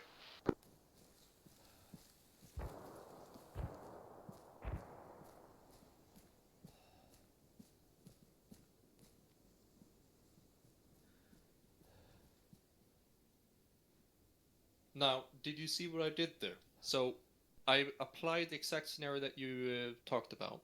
Skeva and Vex were in this case white team or red team, but they were split in the formation. And as a as a squad lead, I still wanted to use the squad effectively during that movement. So I just simply told Skeva to peel left of formation and form up with Vex. And that worked really well. Like, I looked from behind there, you guys did really well. And I'm sure Skeva can say that it didn't feel wrong, surely, Skeva? Like, that worked alright for you, yeah? Yeah, I would just pick it the question mark as, you know, there were no real firefight, like the enemy shooting back. Often I find myself, not often, but the most often times when I miss some commands or like shit's not going on well is usually when like I'm in the firefight. There's something on the chatter, maybe some commands that I should hear, but usually like it's like I'm focused at the firefight and I miss it. Yep, that's perfectly fine. It's just gonna come down to mine and Oryu's ability to convey to you that we're talking to you. We might. Oh, sorry, Era. You can see the rest of the training on Vex's stream. Thank you for joining. You did great. Cheers. Cheers, Take care. That is why when we're going to be giving orders, we will be saying a name or a team first to try and get your attention.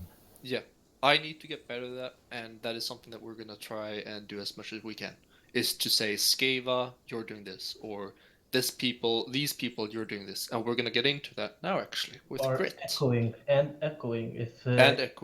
If everyone would repeat that second time, it could come to me. Yeah, exactly. And so if I say Skeva peel left of Vex, then everyone would say in local, Skeva's peeling left. You know? Yep. If Absolutely.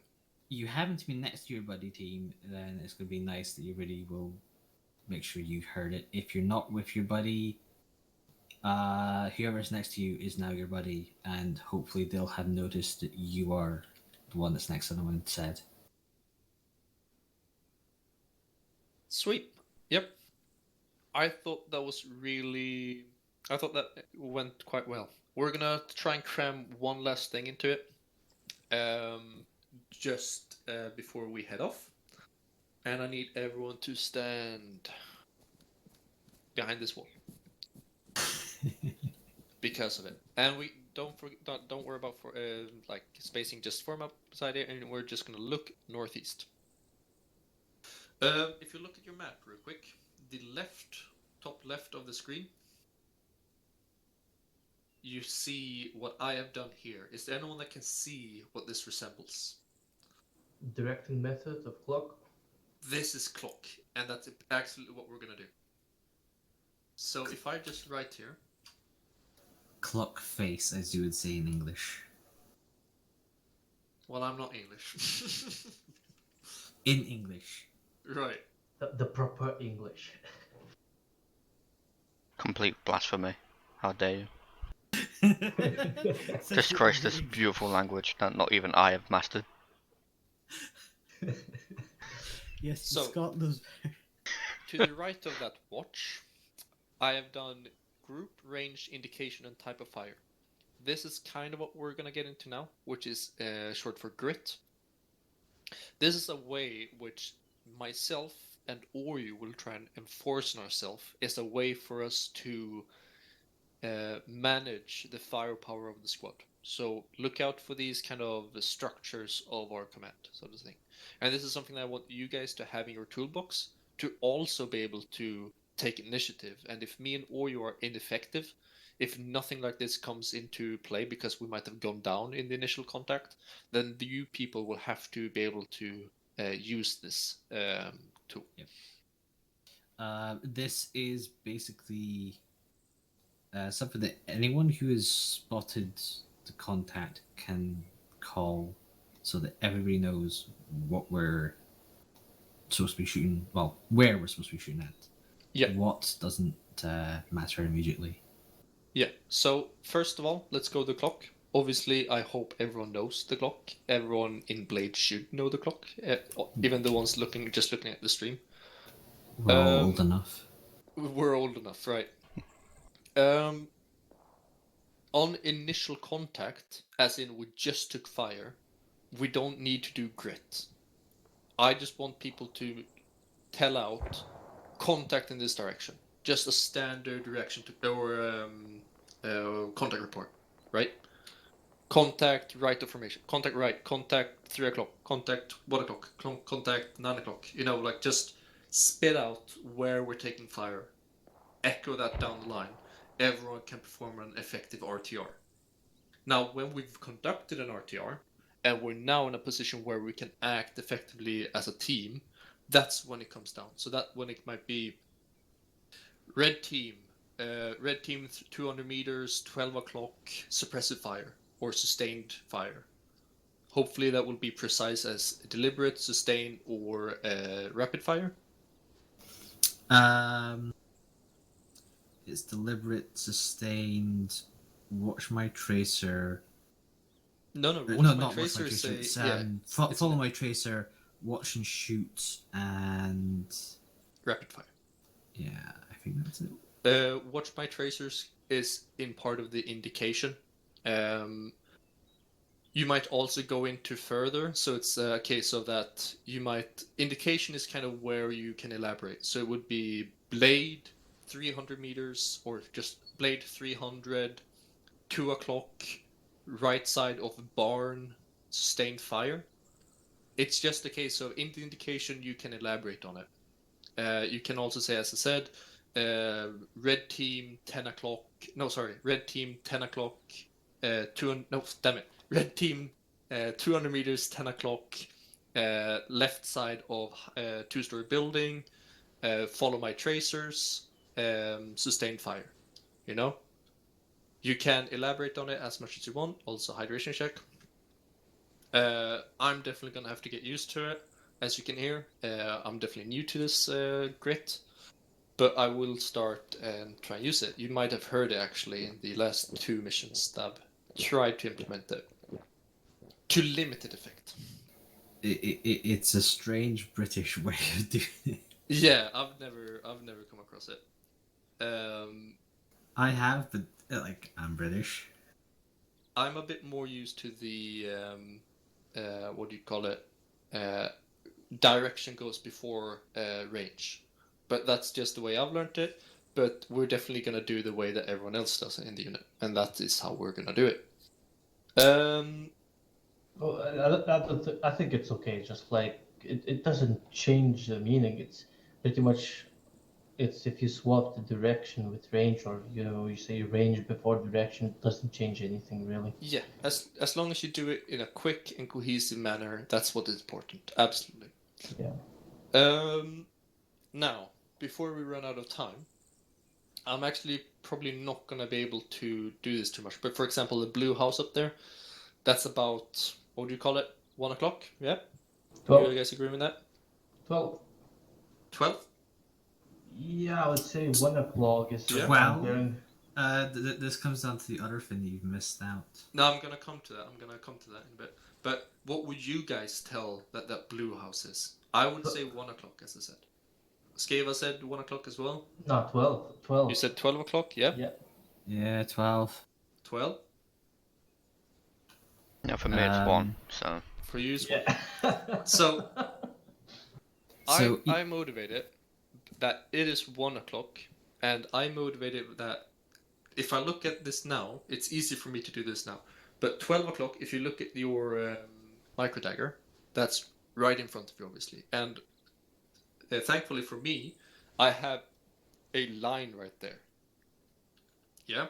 Now I have 2 lines to the right of me, one which is right there, one which is right there, and then I have 3 o'clock there. So I can see that 1 o'clock is right there. Wait, what? I can see that 2 o'clock is right there. 3 o'clock? Sorry? What did you shoot 3 o'clock? What do you mean? No. If you look at your micro dagger. I don't have micro dagger. I look at the terrain here. Yeah, no, but I'm just trying to visualize it. How I noticed that for me, that is 1 o'clock. It is between, granted, it is between 12 and 1, but it is not straightforward. It is slightly right. And therefore, I call it 1 o'clock. It does the same as long as you call it out. For me, that is 1 o'clock. This is something where when the formation's spread out. Yeah. So alright, wait. Let me get to this. Yeah, I know what you're gonna talk about, Ryu. So if you look at the map again, I marked out A to E. These are representing squad members in a fire team. I've also marked out exclamation marks E to Q. You see that? Yeah. So when it comes to this report, if we're having the target W and we're the member E at the moment, what clock phase is that member? Or how does he report that contact? What clock phase? 20 past 10. Sorry. Yeah, before we go with 10. Anyone else? Or half 10. Yeah. You could say 10.5, right? No. No. Never mind. Again, if you're having something in between, you just pick one of them. It's going to be fine either way. But the way I want to motivate it is that you think of the larger picture. This right here is where the origin or the center point, the apex of the squad is. This is where you want to go off of, if you're able to. If you don't know that, you can say 10 o'clock from my position. That's perfectly fine. To kind of to indicate that I don't actually know where the center of this is. This is where the enemy is, and people can plan that out themselves. But W, at the moment, everyone should be able to call that contact out by 12 o'clock. He's straightforward from our formation. Everyone needs to think as a unit. So when A calls out E, that's not 12 o'clock for him. That could be 10 o'clock. You see where we're going at? Mm-hmm. Again, A could say 12 o'clock my position. But if he's just saying 12 o'clock, then that needs to be from the origin, which E is not. Everyone understands this concept? Yep. So if we had the contact behind us, it would be the same thing. If he's here, contact 8 o'clock or 7 o'clock. Maybe that's more accurate. But again, 8 and 7. If I have to ponder which one is it, you just say one. It shouldn't be that complex. You just mention the general direction of the enemy. If you need to elaborate later on, you can do that, both with bearings, which we have the tool beneficially, but you can also say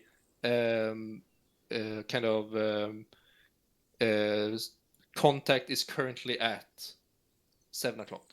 You know, you can re-elaborate on your previous made contact report. Is there anyone that doesn't understand the concept of that we're calling out from the center of the formation? Are we just sticking with the formations together for now? What do you mean? As in... Oh, yeah, yes. Yeah. I will mention if one team has flanked, like blue team has done a flanking maneuver, blue team's callouts will obviously be from blue team's position. We'll do that locally, and that's fine.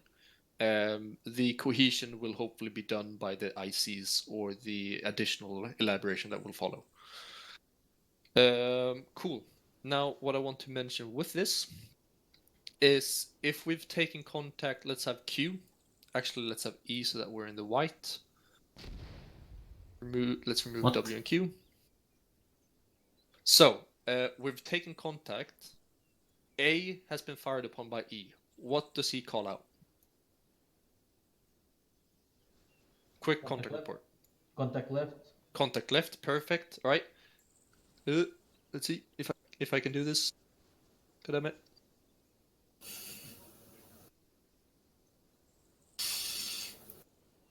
This is harder than it looks.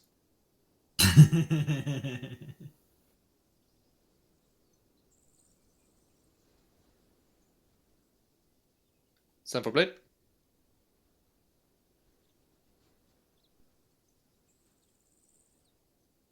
Yep.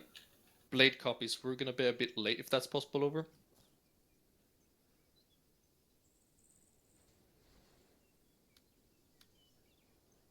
Many thanks. Blade up. Was that artillery ran for us? Probably.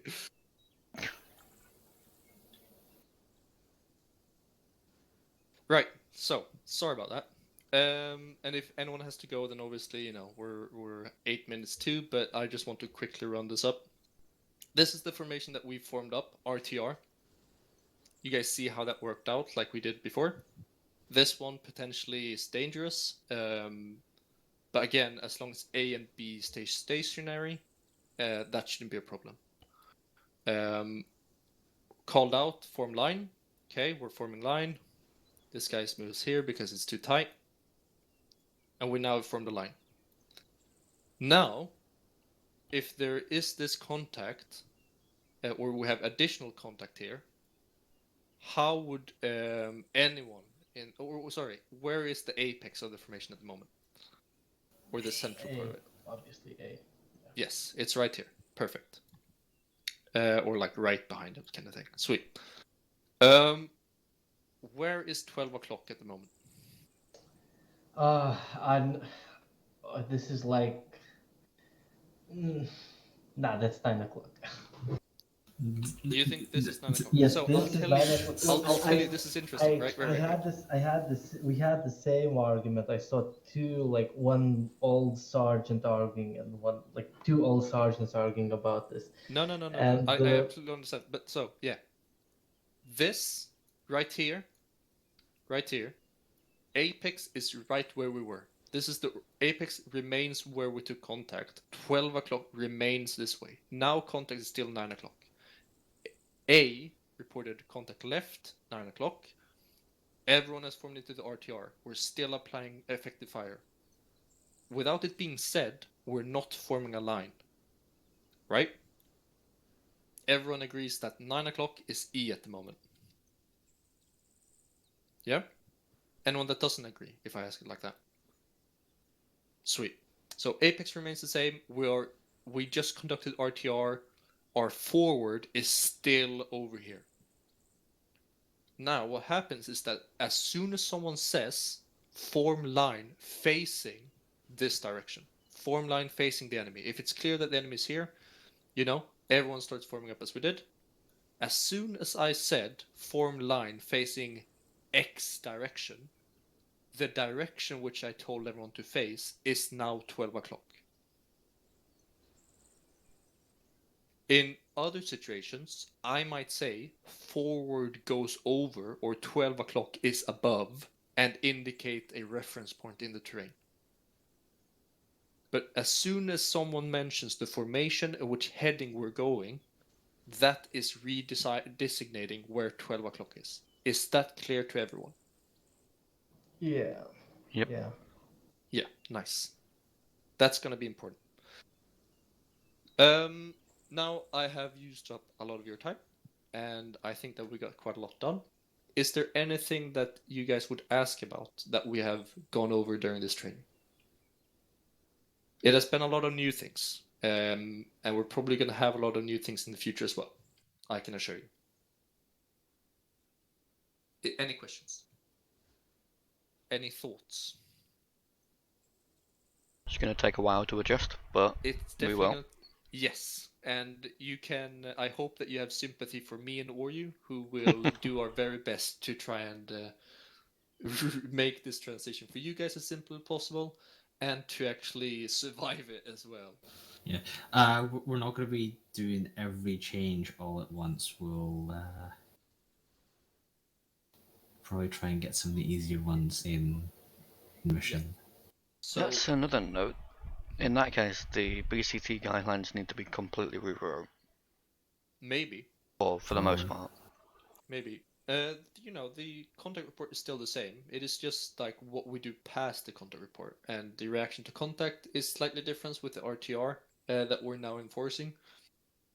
But yeah, so what I want you guys to take from this, what me and Oryu will continue to do, like the changes that you're gonna feel now for Sunday's mission, is that I'm gonna enforce that I'm gonna attempt to use the clock as much as possible. I'm gonna attempt to do the grit as much as possible. Myself is gonna be on red team, and Oryu is gonna be on blue team. It is not gonna be a case of red team is the assaulting team, blue team is the supporting team. It is going to be a case of that me and Oryu will try and be as flexible as possible, and you guys might be taken from one fire team to the next if the situation requires it. What more have we talked about? The RTR, obviously how you fall out into the shot and when you move up into line, that is going to be different. And your position in the formation is going to be different. So please just make a picture in your head of what this looks like and where you think you would be in the formation on Sunday. Try to remember that. Lufus will have to tell you if you get. Well, there'll be other people there. Oh yeah, for sure. Hopefully, as many people as possible will watch your video, Vex. I hope that they do. This is, it's gonna make my life so much easier if they do. And then the other thing that we've gone over, which you might see, is the RVs. I'd love to see that being effectively implemented. And if you guys do it properly, then I'm sure that the other people are smart enough to see and copy what you guys are doing. So please, you guys that have been on this training, help the others, and let's make this change as easy as possible. Not sure what happens next week, or if it's us that's doing the NCO training, or if I think it's NCO training again. Cool. Well, in that case, I'm sure that you guys will be doing something interesting with Vil. If we are the ones to host the training next week as well, I'd love to go over fire maneuver with you guys. And yeah, that's pretty much what I have. Good luck Sunday. All right. Sweet. Well, thank you guys for joining, and unfortunately it wasn't a line tonight, but yeah, Close enough. I'll see you later. Yeah, good night. I'll be disconnecting. Yep. Good night. Yeah, cheers, guys. One Take final care. thing. Yeah. Yep. The role changes are coming into effect like Sunday, right? I don't know. Okay. Do you know anything about that? So no, forces aren't going to be enforced. Yeah, the changes aren't going to be enforced until we've basically finished all the training. But we can start thinking about changes and maybe drip feeding as is necessary, so that it's not an all-in-one change. Yeah, because the role changes definitely require the template being changed. Oh, I see. Which I feel sorry for. I think it's Terror that will do it. It's a lot of work. Right. Oh, I think that in particular might come whenever it's ready, because that's already being worked on. But it's when it's ready, it's ready, and it won't be put before us until then.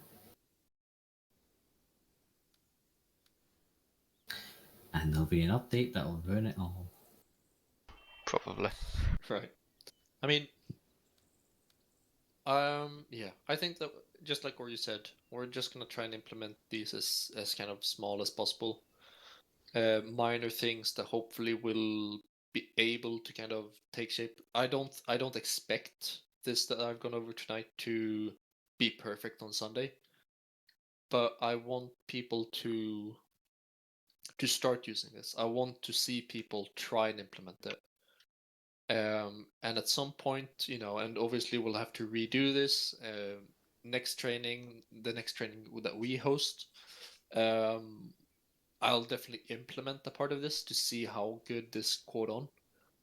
And if we're fine to move on to the next, then we'll move on to the next. But I'm just going to take it very slow and methodical at the moment. And eventually we'll get to a state where we have made the transition. It's probably going to be a very slow Sunday to try and get changes through just because so many of us are not either here at training or, well, I'm not going to be there Sunday by the looks of it. Right. But I mean, as I said before the winter break, I said that I wouldn't hold anyone accountable for, if you did something wrong because we hadn't gone over it in training. Now I will start doing that. So if people don't do this correct, then I will hopefully have noticed it and I will point it out during either debrief or if we're in a safe location. This is when we start kind of expecting people to listen, and this is why I'm very happy that you recorded the session so that we can send that out to the people that weren't here so that they are accountable as well and that they can kind of see that this is how we're supposed to do it. Yeah, on top of that, I could probably whip up some like quick graphics for like the different changes. For like stagger column or whatever it's called now. Right. I don't know, can we take pictures of the ones that we did here? Like the, how do you call it? I mean, you can always just pull it from the recording. Yeah, like take pictures of the sketches I've done. I think that would be useful. You always say, like we've always had that. I think it's easy.